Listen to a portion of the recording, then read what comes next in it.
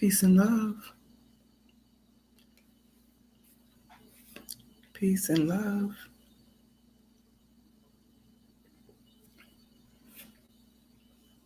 I went live like 15 minutes ago and talked to myself for like 10 minutes.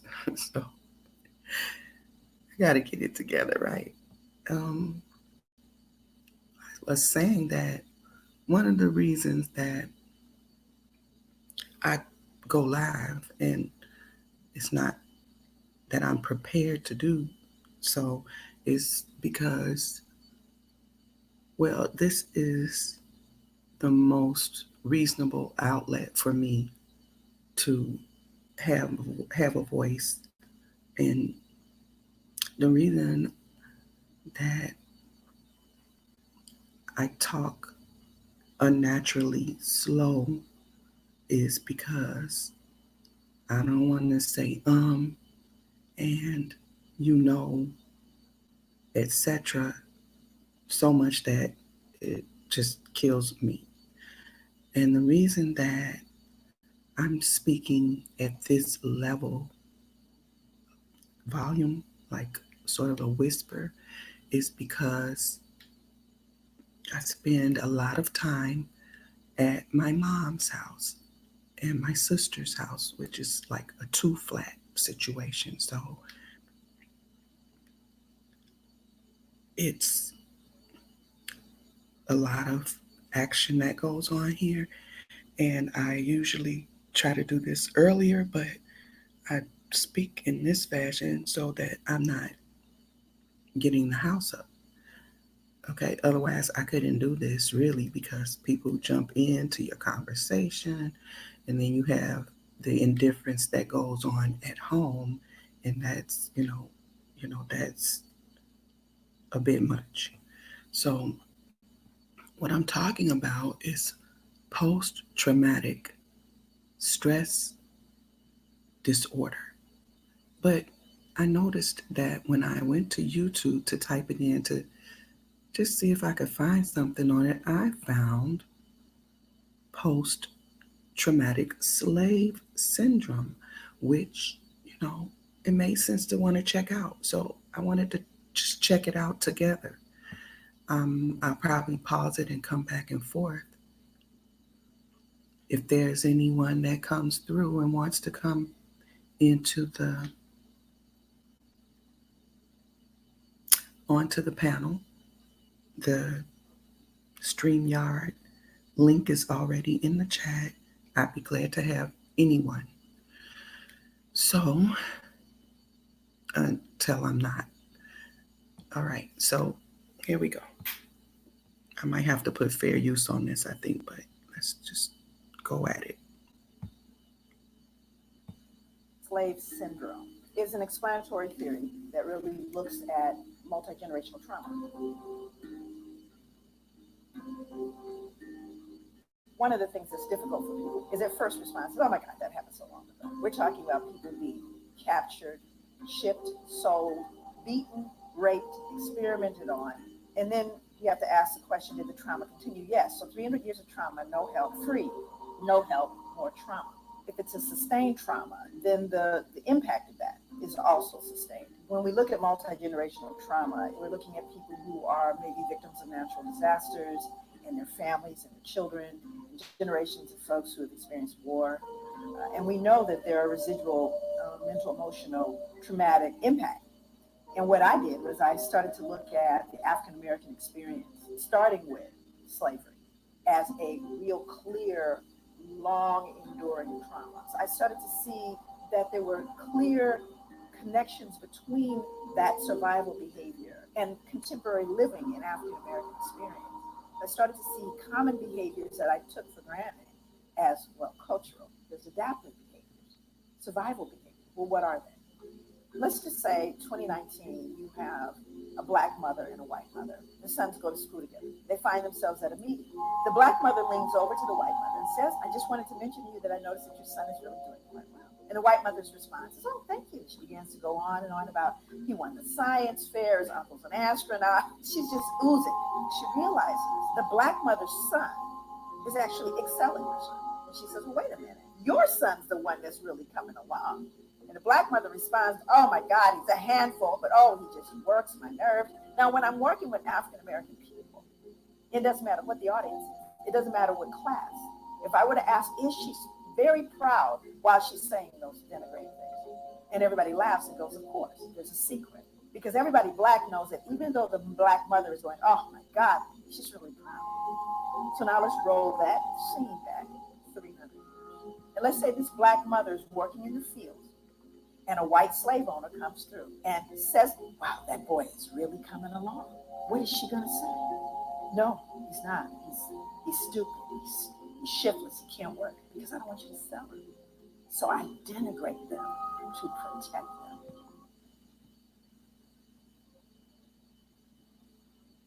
All right, so I just want to have thoughts in between. One of the things I thought about is that she began the video with captured, and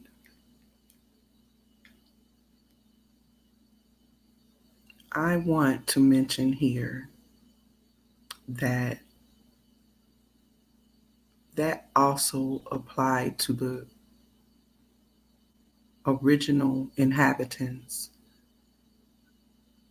the people who were found here when the European colonizing immigrant arrived, that it is not hard to find the fact that the people that were already here were copper colored people, depicted very dark with coarse hair. It is not hard to find that those people were assimilated. I hope that's the right word. With the people who we were told were brought here on slave ships. And although I'm sure that it is easy to prove that people were brought here on slave ships, how much of that proof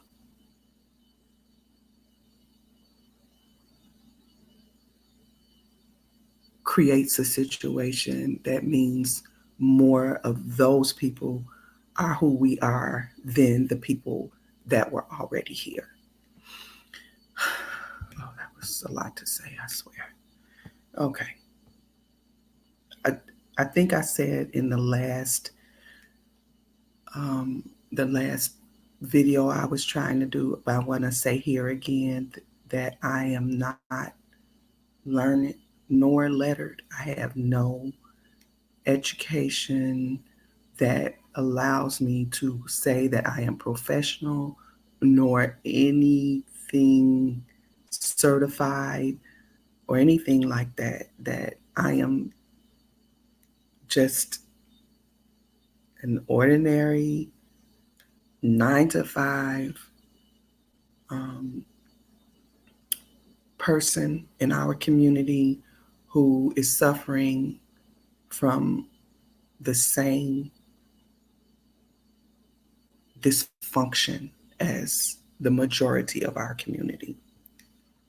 I needed to say that again if I didn't. All right, so let's go on. That is called appropriate adaptation Let's go back a when little bit. living in a hostile environment. The little white boy, say Timmy, appropriate I want adaptation. to go back So to. I denigrate them to protect them. That is called appropriate adaptation when living in a hostile environment. The little white boy, say Timmy, he feels really comfortable and happy about what his mom just said about him. And Trey looks at his mom and wonders, why can't you be proud of me? Because he doesn't understand the secret yet. And by the time he learns the secret, he will have already been injured by post traumatic slave syndrome. PTSD is a disorder that occurs as a result of a single trauma. You don't even have to be there to actually get a diagnosis of post traumatic stress disorder. You could just hear about something horrific happening to someone you love. So you have people who have experienced it firsthand, people who have witnessed it in their environment, right? People who are continuing to be oppressed. That exacerbates any possibility of healing. So it's not post traumatic stress disorder because then it becomes part of what we call your socialization process. So you begin to normalize a way of living and being, everything from what we eat to what we believe it means to be a friend. All of these things are colored by history. And if you don't understand it, you're going to fold in things that you've just assumed are normal. But post traumatic stress disorder, exaggerated startle response, outbursts of anger, feeling of foreshortened future. There was a point where there were African American children in different urban settings that didn't expect to live to be adult because they saw so much death that they started planning their funerals like at 13, 12, young as 10. When you start looking at the simple biology, you start looking at the impact of stress on them. And while we look at general stress, we know finances, you have illnesses, all these different things. How about being black? How does factoring in being black in America impact your stress level and therefore your body's ability to operate its own immune system? Because we know it compromises the immune system. Once you understand it, then you can deal with it because you see it's habitual. You socialize, it becomes part of your being. So one of the ways you begin to address that multi-generational trauma is to work with the people it directly impacts, to hear from them. And when you give the people the information, they can use it. I think the first order of business is beginning to have a conversation. And the other is to educate the larger society. You have to stop the assault. So this is not purely a clinical thing. Okay, so now I'm going to haul off and I'm going to talk about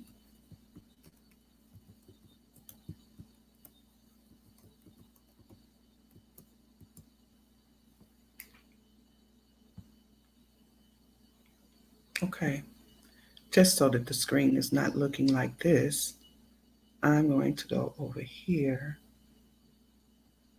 and I want to go back and make sure yeah, I want to talk about save yourself, black men. Oh, love. Hi, love. Okay, she is in, let's see, indigenous and talking about slavery, but yeah, social media is making it work. Okay, and that's let me put that up there for a moment. All right, so I think I might have let me put myself on mute a moment. I think I hear some noise. Hold on.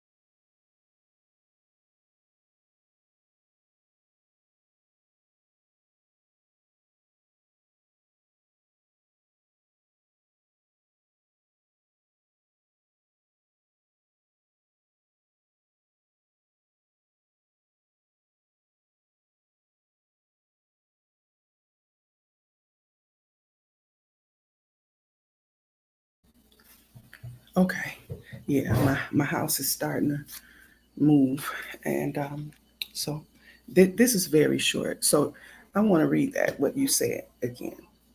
She is indigenous and talking about slavery. But yeah, social media is making it worse. Okay.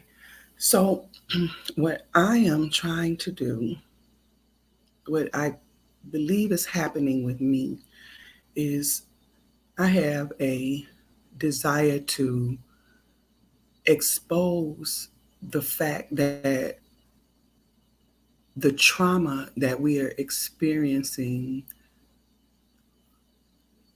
as a community is the result of ideas that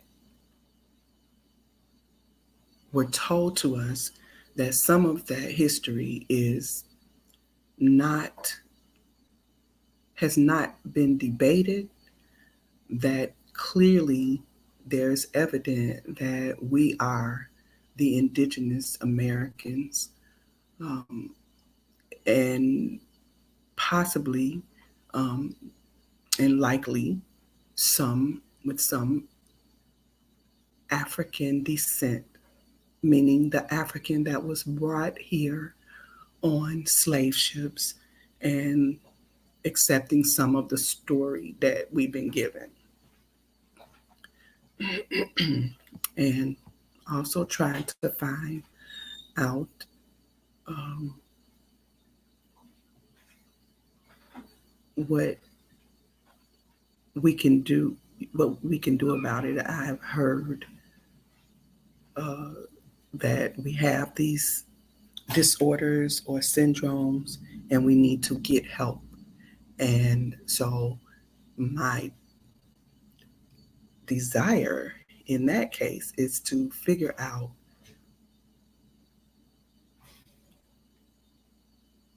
how we do that, who we talk to, who we trust, what history is important to have clear before you even begin to tackle the issue of the trauma, because that is also a part of the trauma, being confused and lied to about what really happened. So I'm going to, okay, I was going to talk.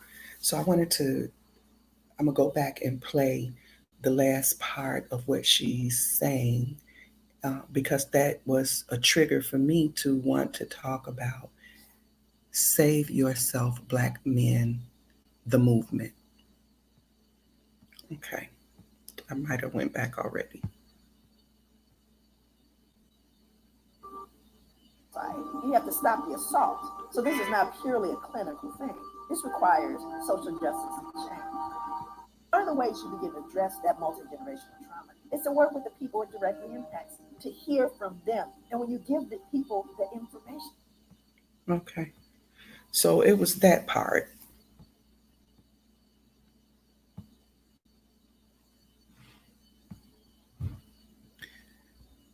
The part that she says we have to, one of the ways to address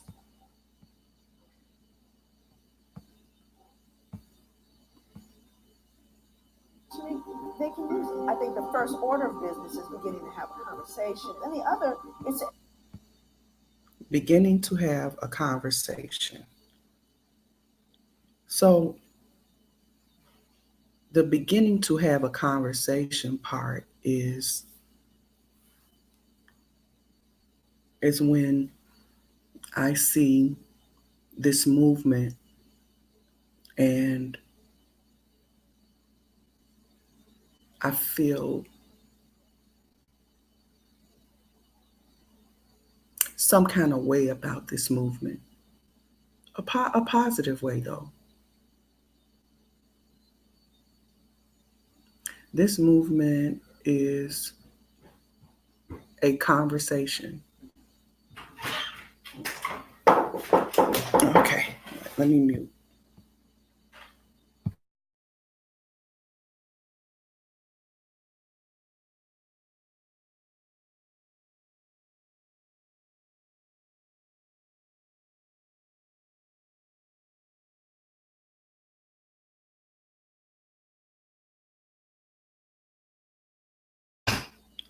Okay, I remember when we didn't have the back doors locked. That was a beautiful time in this building. This is my great grandfather's building. He's gone now, but no, you shouldn't open it. You shouldn't open it. It should be one already open. Um, so it's my great grand. Well, it should be one downstairs. Okay, because that's not mine. And oh Lord.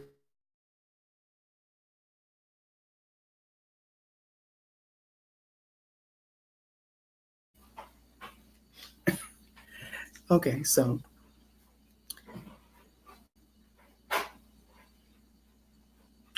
it's not that I'm embarrassed about like my family having a conversation, but it's just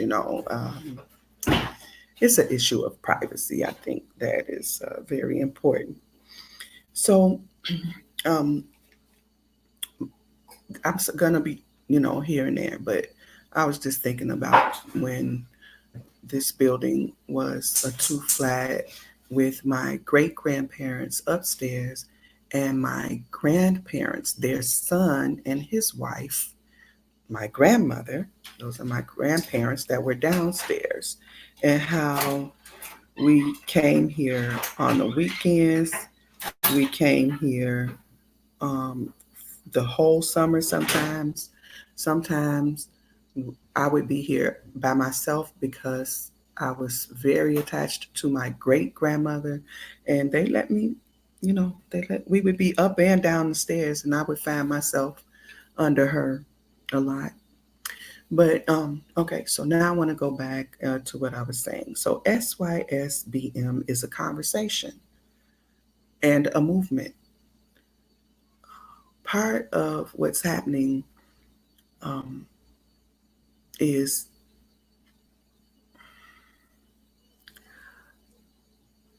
that in that conversation between men, amongst the men folk, and because of social media's ability to reach so many, it gets sticky because this is a conversation that is happening between men and really should be private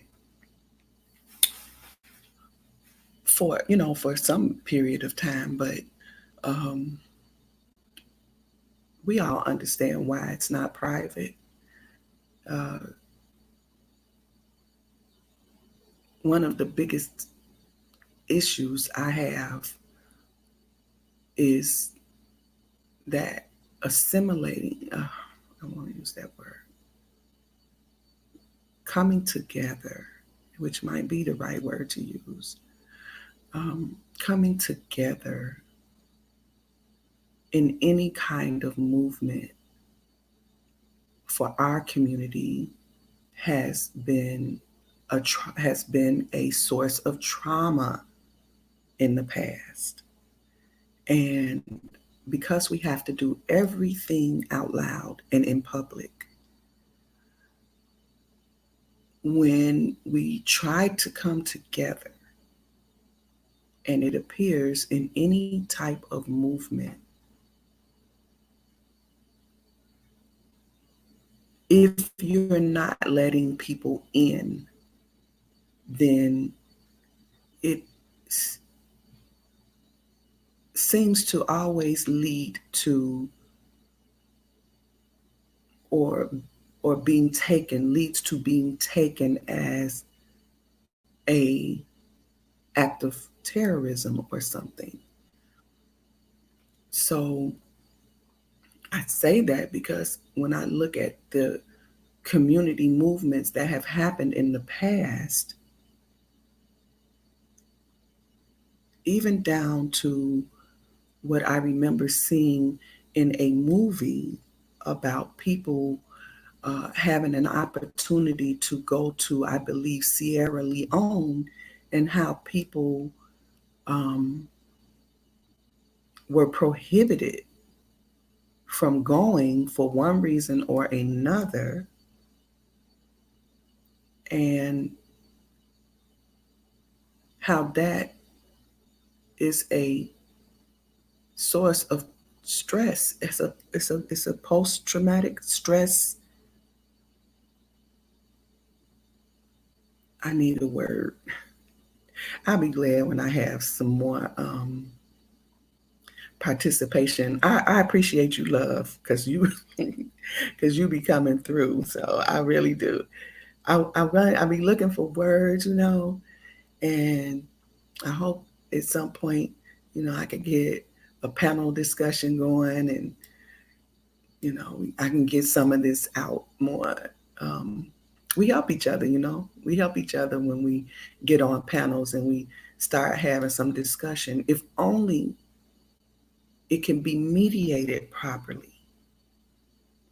And when you're trying to help someone say what they mean, um, if we could do that in a more healthy way.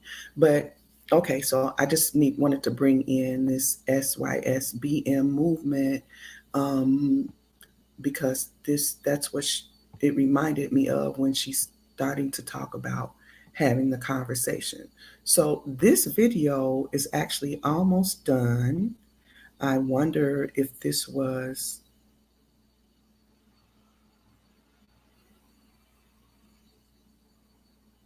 okay. I'm going to read some of the comments too, but I'm going to go on. Educate the larger society. You have to stop the assault. So this is not purely a clinical thing. This requires social justice and change. So, That's right, social justice and change. Social justice.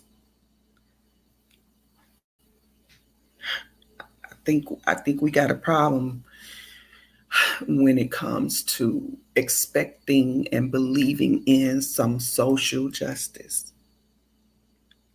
coming from outside of us. And so for me, SYSBM is a form of social justice, um, and change, honestly. So, okay, let me go back and let me try to finish this. where part of the healing ends. It's not in a clinical setting or in a pill. It's in fairness and justice and safety and equity. We got to work with some of those clinical things, some of those issues of I am so glad that I did not see this and I'm watching this along with this live stream. panic and anxiety. And we also have to deal with the fact that you have a change. That's where part of the healing is. It's not in a clinical setting or in a pill. It's in fairness and justice and safety and equity. We got to work with some of those clinical things, some of those issues of panic and anxiety. And we also have to deal with the fact that you have a system that is set up to oppress you and to continue to injure you. Both those things have to be dealt with. And they cannot singularly by themselves affect you. They have to be done collectively.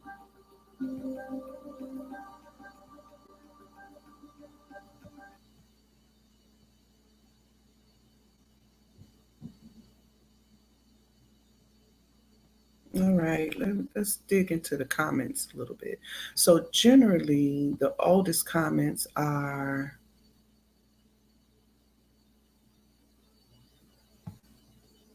newest comments first. Okay, when was this? Oh, November 2019. This is not old. Let me see. What else? AJ Plus. How? Who is AJ Plus anyway?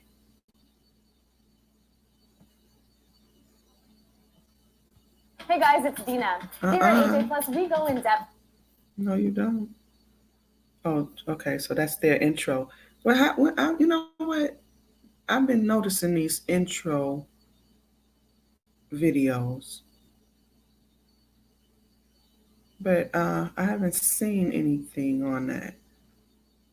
It says I can't. I'm gonna have to read this says whether it's in the studio or out in the field, join AJ Plus as we explore the news that mainstream organizations don't. Follow the movements and forces changing our world and the people involved, the players, the played, and those caught in between. Like, share, and subscribe. And don't forget to tell us what you'd like to see us cover. Okay.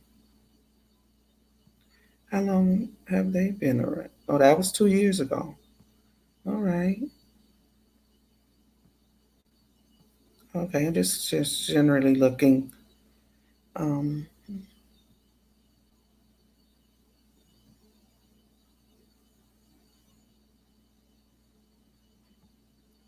all right, all right. So, okay, I don't want to get too far off. I want to come back over and see. Love, are you still there? You're not up for coming up on the panel? Let me put that back in just in case for some reason. Cause oh, I see it. I see it. It's there. Um, okay, I'm not going to talk too much longer. I think I said something. I hope I did. I really want to stop uh,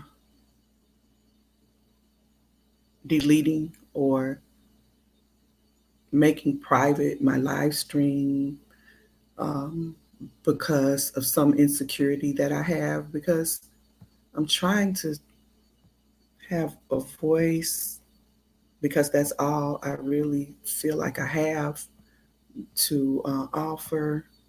Now that Post may traumatic slave that may have syndrome been is an explanatory.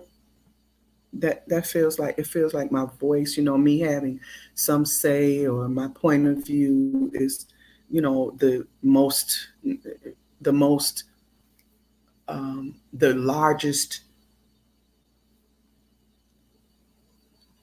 thing that I can do to be a part of this awakening. Okay. So so just 2 days ago somebody say, woo child, facts, we will be so far. It's not only African American, it happens in every black. But if every black gathered all professionals black to build their empires such as banks, hospitals, and schools, we will be so far. Okay, I understood what she was saying. Okay, here we go. Doug Murray says this sounds like a false narrative to create victimhood mentality. Be resilient and strong and teach your children to do that too. We aren't living in the past. Really, Doug. Okay. Damn. Really makes you think of those migrant workers. This is so enlightening, scary, and makes me motivated to heal myself so the chains can be broken. This is the best explanation I have heard of this topic.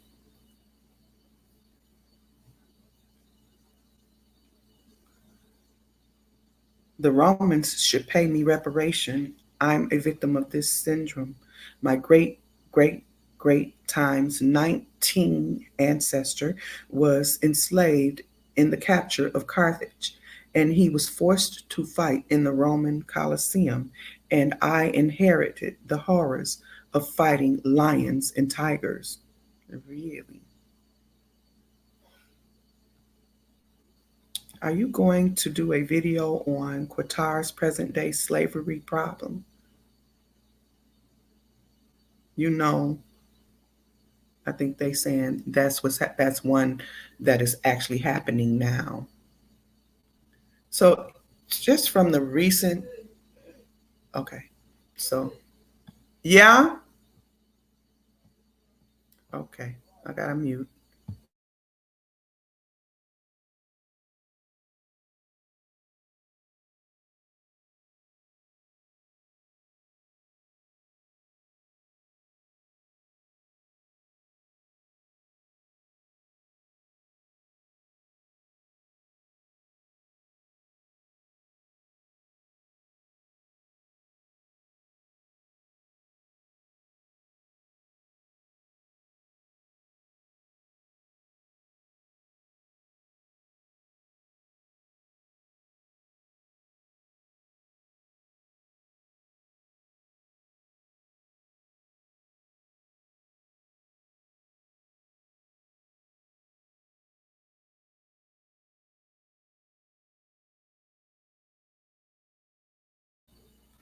Okay, so from the comments so far, it's funny guys. You know, it's kind of shallow. So now I'm going to sort by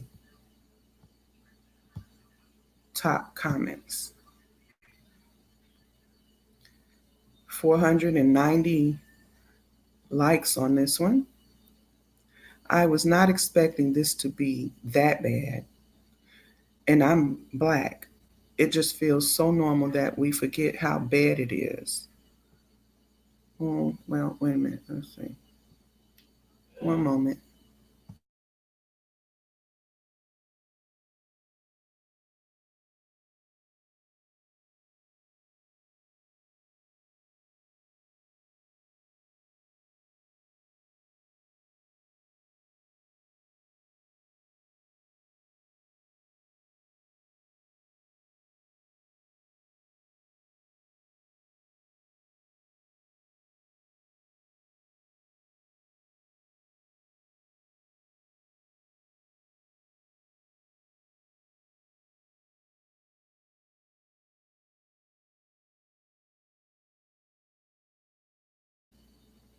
Okay, so this is the top comment. Um, I was not expecting this to be that bad. I don't really get that what that mean, like bad as in that they don't agree with the information, or probably bad that this is all of the suffering that she's describing or something. I don't know. And I'm black. It just feels so normal that we forget how bad it is. Okay, right. So they're saying that they don't realize how deeply rooted um, the events that are are or how deeply embedded the issues are in themselves or within the community or something. So let's go on. TH, more like it's so non-prevalent you even forget it occurs at all. Okay, right. Okay, so what is normal, question mark?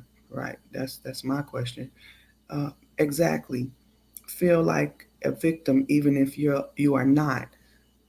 Do not think or trust your own experiences. Only listen to that rabble rouser who claims blackness is a shared value and you should totally hate those evil Asians and whites. Who could what could possibly go wrong? What?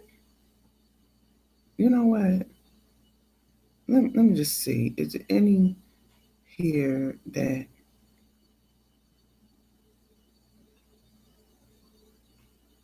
oh, okay, here goes some people going back and forth. Okay. Grave Gravy Vector, I guess. You weren't there. Get a job. Okay. Talking, these are all in response to that comment. Somebody says, neither were you at Gravy Vector, but you prove the syndrome persists to this day. You need to watch a full presentation so you can get your healing as well. Okay. 10 people. All right, so here, let's go to the next one. Stop telling us to just get over it when the abuse still continues. Who are they talking to? That's not what she said. Things must change. That's what I thought she said. Um, oh boy, white people. Wait a minute, wait a minute. Well, I saw oh boy. Anyway,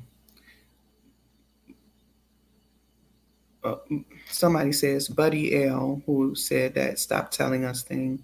Get over it like every other group who has ever suffered repression and far worse than slavery have gotten over it. Oh, get over it. Okay.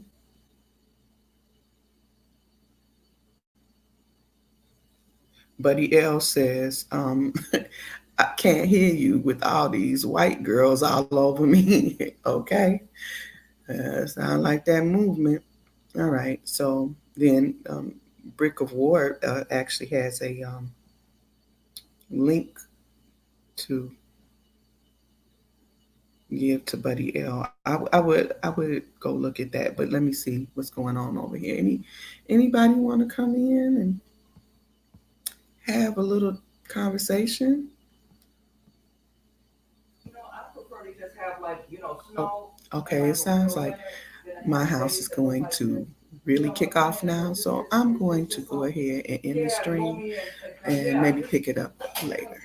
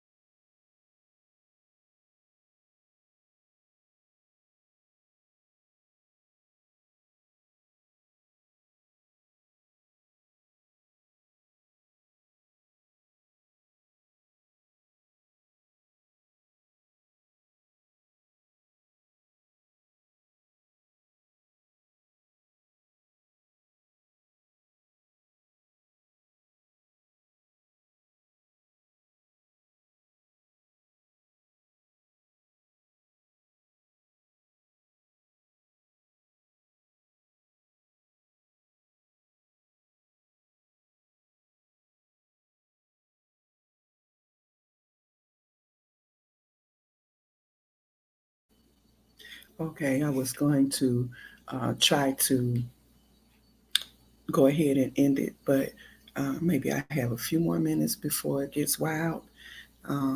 So I'm hoping that maybe we could get some comments on this video. I'll leave it up and start having a conversation about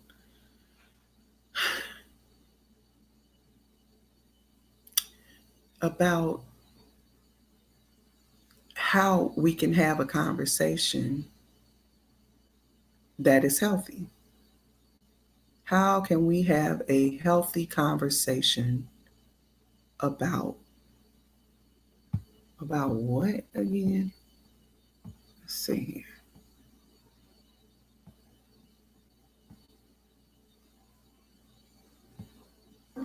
There was a point where there were African American children in different urban settings that didn't expect to live to be adult because they saw so much death that they started planning their funerals like at 13, 12, just 10. When you start looking at the simple biology, you start looking at the impact of stress on health. And while we look at general stress, finances, illnesses, all these different things. How about being black? How does factoring in being black in America impact your stress level and therefore your body's ability to operate its own immune system? Because we know it compromises the immune system. Once you understand it, then you can deal with it. Because you see, it's habitual. You socialize. It becomes part of your being. So one of the ways you begin to address that multi-generational trauma is to work with the people it directly impacts, to hear from them. And when you give the people the information, they can use it. I think the first order of business is beginning to have a conversation. And the other It's to educate the larger society. You have to stop the assault. So this is not purely a clinical thing. This requires social justice and change. That's where part of the healing is. It's not in a clinical setting or in a pill. It's in fairness and justice and safety and equity. We got to work with some of those clinical things, some of those issues of panic and anxiety. And we also have to deal with the fact that you have a system that is set up to oppress you and to continue to injure you. Both those things have to be dealt with. And they cannot singularly by themselves affect each other. They have to be done collectively.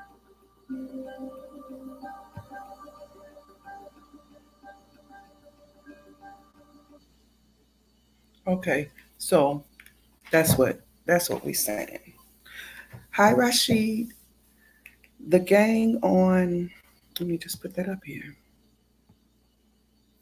The gang and drug war was like that. My older brother joined the gang at 12 and hoped to make it to 18. Yeah, yeah, it's a real.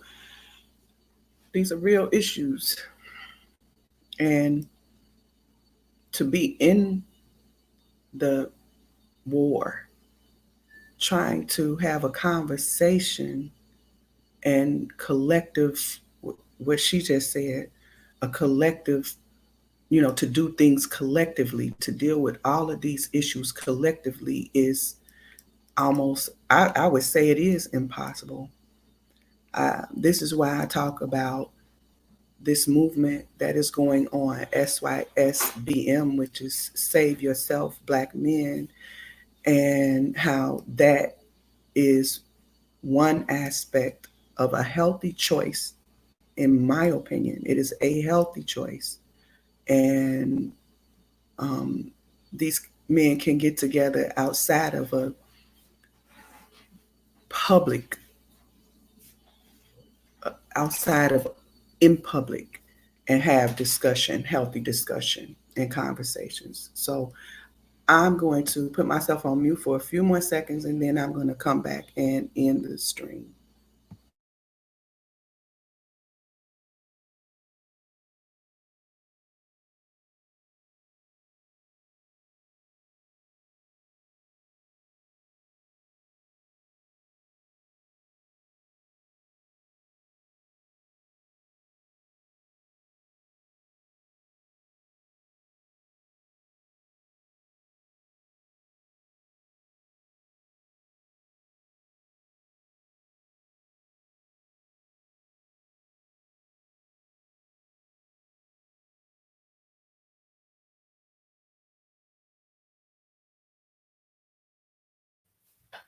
Okay, I was able to change my location, so I might be able to go a little further um, with the dialogue. So, it's like how can we do this without small separate movements? Every time we've ever tried to